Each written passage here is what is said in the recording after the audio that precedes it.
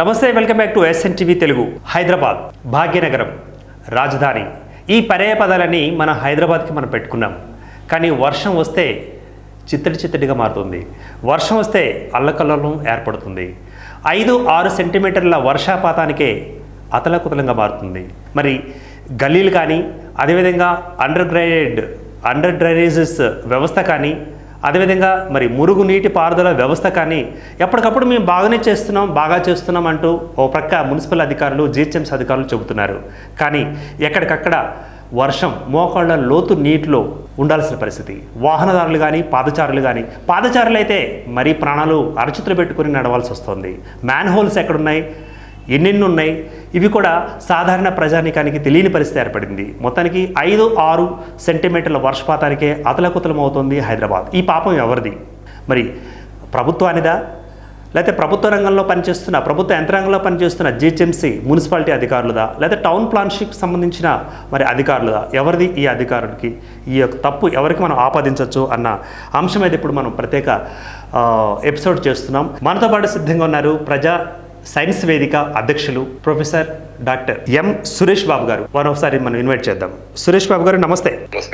సురేష్ బాబు గారు చెప్పండి, వర్షం పడితే అతలాకుతలం అవుతోంది, ట్రాఫిక్ అంతా చిందరవందరైపోతుంది, ఇదంతా ఒక ఎత్తు అయితే ప్రాణాలు సైతం కోల్పోతున్న పరిస్థితి మనం చూస్తున్నాం. అసలు ఈ పాపం ఎవరిదంటారు?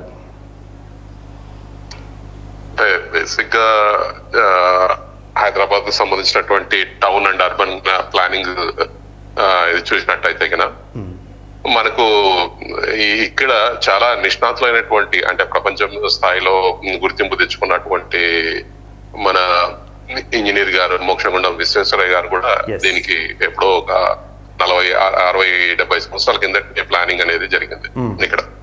అంటే మూసీ నదీ పరివాహక ప్రాంతాన్ని దాన్ని కొంత మోడర్నైజ్ చేసి దాన్ని కొంత బ్యూటిఫికేషన్ చేద్దాము అనేటువంటి ఉద్దేశంతోను, అలాగే హైదరాబాద్ కు సంబంధించినటువంటి సివేజ్ కు సంబంధించినటువంటి వ్యవస్థ ఏదైతే ఉందో దాన్ని క్రమబద్ధీకరించేటువంటి ఇది అప్పట్లో అంటే కేవలము లగడి కపూల్, ఖైరతాబాద్, నాంపల్లి, సెక్రటేరియట్ ఇట్లాంటి లోయర్ ట్యాంక్ బండ్ అక్కడికే పరిమితం అయిపోయింది ఆ బిట్స్ ఆ ప్రాంతాలకి. కానీ కాలక్రమేణా ఒక 25 సంవత్సరాల కిందట మనకి ఇక్కడ హైటెక్ సిటీ అనేది రావడంతో కొంత నగరము కొండాపూరు, మాదాపూరు అటువైపు హైటెక్ సిటీ వైపు, గచ్చిబౌలి వైపు కొంత విస్తారంగా పెరిగినటువంటి మాట వాస్తవం. దానికి తోడు కొత్త ఇంజనీరింగ్ కాలేజెస్ ఒక 20 సంవత్సరాల కిందట రావడంతో కొన్ని క్లస్టర్స్ గా ఏర్పడినాయి. ఇప్పుడు ఇబ్రహీంపట్నం అయితేనేమి, గట్కేసర్ అయితేనేమి, అలాగే ఇటు మియాపూర్ అయితేనేమి ఉంది, లేకపోతే ఇటు MGIT కానీ, CBIT కానీ, వాసవి కాలేజ్ కానీ ఆ ప్రాంతాలు కూడా పూర్తిగా రద్దీతో కూడుకున్నటువంటి ప్రాంతాలుగా తయారైపోయినాయి అన్నమాట. ఇలాంటి నేపథ్యంలో ఇప్పుడు హైదరాబాద్ కు సంబంధించినటువంటి దగ్గర ఇప్పుడు రబ్బరమి 90 లక్షలకు పైచిలకు ఇక్కడ నివాసము ఏర్పరచుకున్నటువంటి ఉన్నారు. దానికి తోడు బయట నుంచి వచ్చినటువంటి అంటే వలస కార్మికులు అయితేనేముంది, తర్వాత దినదిన కూలీలు అయితేనేముంది, తర్వాత ఇతర ప్రాంతాల నుంచి వచ్చినటువంటి వాళ్ళు దగ్గర ఇందులో ఒక 35-40 దాకా వీళ్ళున్నారు. ఓకే, అంటే సురేష్ గారు ఇంకొక విషయం అండి, అంటే ఇప్పుడైతే టౌన్ ప్లాన్షిప్ ఏదైతే ఉందో, మరి ముఖ్యంగా అండర్ డ్రైనేజ్ సిస్టమ్ ఏదైతే ఉందో ఇది నవాబుల నాటిది, నిజాం కాలం నాటిది, దాన్నేం ముట్టుకోలేదు, దానికి అనుబంధంగా కొన్ని ఏర్పాటు చేశారంటూ బయట వినిపిస్తున్న వార్త ఎంతవరకు నిజం అంటారు? కరెక్ట్ అని అంటారా? బయట అంటే కొత్త డ్రైనేజ్ సిస్టమ్ అనేది ఎక్కడే కానీ లేదు. కొత్త డ్రైనేజ్ సిస్టమ్ అంటే ఇంత ఈ మున్సిపాలిటీస్ ఏవైతే ఉన్నాయో అంతకుముందు ఒక 20 ఏళ్ల కింద చుట్టుపక్కల ఉన్నటువంటి కుత్బుల్లాపూర్ కానీ, లేకపోతే బోడుప్పల్ కానీ ఇట్లాంటి ఏవేవైతే ఉన్నాయో ఆ మున్సిపాలిటీస్ అన్ని దీంట్లోకి GHMCలోకి కొన్ని మెర్జ్ అయినాయి, కొన్ని ఇంకా అట్లాగే ఉన్నాయి. ఉదాహరణకి ఇప్పటికి కూడా ఇంకా మనకు బోడుప్పల్, ఫిర్జాది కూడా ఇంకా మున్సిపాలిటీస్ కానీ అట్లాగే ఉన్నాయి. ఇంకా ఇటువైపు వెళ్తే కొన్ని జవహర్ నగర్ అటువైపు కూడా ఇంకా మున్సిపాలిటీస్ గానే ఉన్నాయి.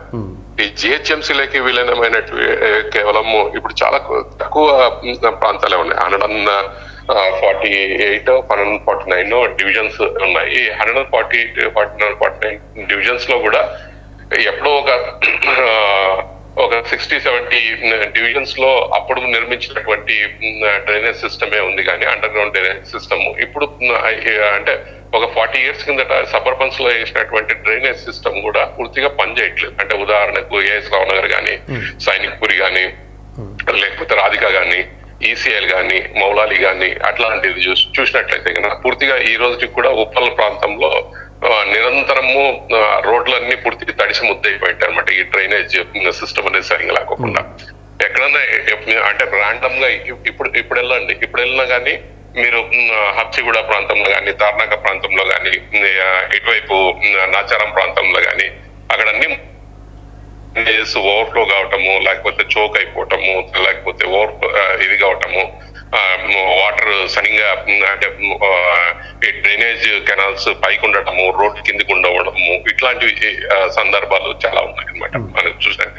అంటే ఇక్కడ ప్రశ్న ఏంటంటే అండి, ఇప్పుడు మరి ప్రభుత్వం ఏర్పడిన తర్వాత 8-9 నెలలకు వచ్చాం మనం. మరి ప్రభుత్వం ఏర్పడిన తర్వాత మొట్టమొదటిసారిగా వచ్చిన వర్షాకాలం అనుకుంటే మరి వర్షానికి సంబంధించిన అధికారులను ఈ ఇరిగేషన్ సంబంధించి కానీ లేకపోతే మున్సిపాలిటీకి సంబంధించి కానీ అధికారులను సమీక్ష చేసి మరి అక్కడ ఎదుర్కోవాల్సిన పరిస్థితుల గురించి మరి ఆల్రెడీ ఒకవేళ ఆరా తీసి ఉంటుందా ప్రభుత్వం, లేకపోతే దీన్ని ఎదుర్కొనేందుకు ఏమైనా తాత్కాలిక కార్యక్రమాలు చేపట్టి ఉంటుందంటారా, లేకపోతే మొక్కుబడిగా అంటారా? మీరు అన్నట్టు కాంగ్రెస్ ప్రభుత్వం వచ్చి దాదాపు 9 నెలలు అవుతుంది ఇప్పటికి. ఈ 9 నెలల కాలంలో వాళ్ళు మొదటి 1-2 నెలల్లో సమీక్షలు అయితే మటుకు ఇది మూసీ నది మోడర్నైజ్ చేయడం కానీ లేకపోతే బ్యూటిఫికేషన్ లో కానీ ఇట్లాంటి వాటిలో కొంత శ్రద్ధ చూపించినటువంటి మాట అయితే వాస్తవమే. అంటే కొత్త పెళ్లి కూతురు అంటే న్యూ రూమ్స్ స్వీప్ వెల్ అన్నట్టు వాళ్ళు ఏదో సమీక్షలకు పరిమితమైనారు. మళ్ళా తర్వాత ఆబ్వియస్లీ ఒక 2 నెలలకు 3 నెలలకు మళ్ళా ఎలక్షన్ కోడ్ రావటము, డెవలప్మెంట్ యాక్టివిటీ అనేది కుంటుపట్టము, ఇట్లాంటివి ఏవో జరిగినాయి. అప్పటికంటే ఎలాగో వర్షాలు కూడా లేవు కాబట్టి పూర్తిగా ఇదైపోయినది. అంటే ఇక్కడ మనకి ప్రభుత్వంలో భాగంగా ఉన్న ఇప్పుడు శాంతి కుమారి గారు కూడా ఉన్నారు, మనకి ప్రిన్సిపల్ సెక్రటరీగా ఉన్నారు. ఆమె కూడా ఇంతకుముందు మరి గత ప్రభుత్వ హయాంలో కూడా కొన్ని వరదలు వర్షాలు అవి కూడా చూసిన పరిస్థితి ఉంది. మరి వారితోటి మరి తగు నిర్ణయాలు కానీ తగు డెసిషన్స్ కానీ తీసుకుని ఉంటే మరి ప్రతి ఏటా వచ్చే ఈ వర్షాకాలం ఈ యొక్క ఏవైతే ముంపు ప్రాంతాలు కానీ లేకపోతే ఈ వరదలు కానీ ఇవి కానీ తగ్గే అవకాశం ఉంటుంది కదా. మరి ఆల్రెడీ సీనియర్ అధికారులు ఉండి కూడా మళ్ళీ తాత్కాలిక ఏర్పాట్లు తీసుకోవడం ఎలా తీసుకోవచ్చు అంటారు? మీరు అన్నట్టు ప్రభుత్వం వస్తాయి పోతాయి, ప్రభుత్వం దీన్ని పక్కన పెడితే బ్యూరోక్రాట్స్ ఎవరైతే ఉన్నారో అంటే అట్లా జిహెచ్ఎంసీ కానీ, హెచ్ఎండిఏ కానీ, లేకపోతే అర్బన్ డెవలప్మెంట్ అథారిటీస్ కానీ ఇవేవైతే ఉన్నాయో అవి సమన్వయంతో కలిసి పనిచేసినటువంటి అవసరం ఉంది.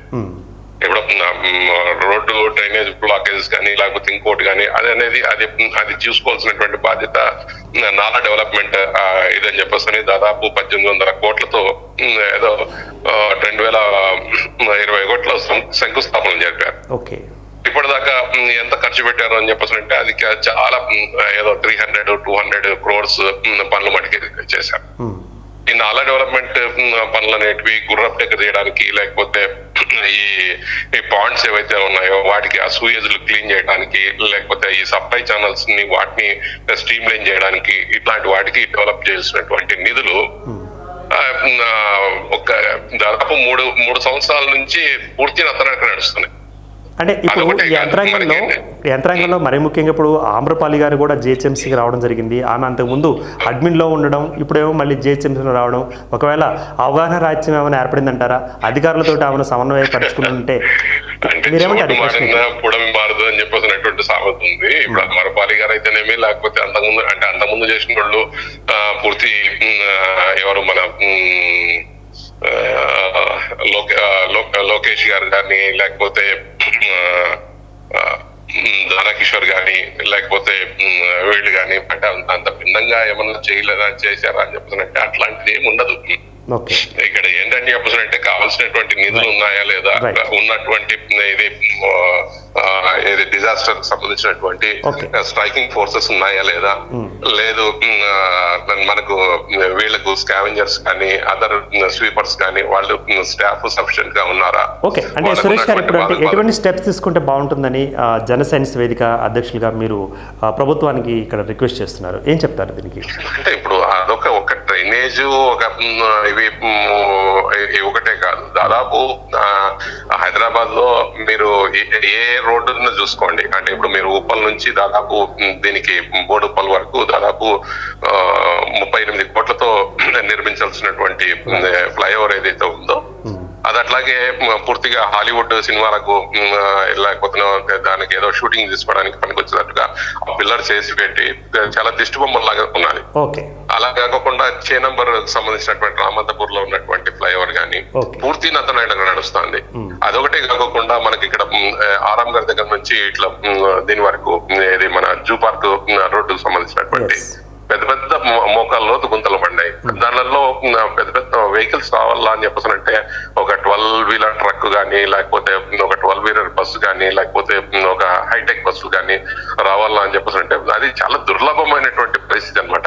ఇప్పుడు ఎక్కడి నుంచో బెంగళూరు నుంచి ఒక ఇక్కడికి హైదరాబాద్ చుట్టుపక్కల ప్రాంతాలకు 6-7 గంటల్లో జరుపుకుంటే హైదరాబాద్ శంషాబాద్ దగ్గర నుంచి టౌన్ లోకి ఎంటర్ కావడానికి దగ్గర దగ్గర it may take at least 1.5 hour అనమాట. ఓకేనండి, అంటే మెజర్మెంట్స్ ఏం చెప్తారు మీరు, ఎటువంటి స్టెప్స్ తీసుకుంటే బాగుంటుంది? ఖచ్చితంగా ఇప్పుడు ఈ బ్రిడ్జెస్ అనేటివి యుద్ధ ప్రాతిపదికన క్లియర్ చేయాల్సినటువంటి అవసరం ఉంది.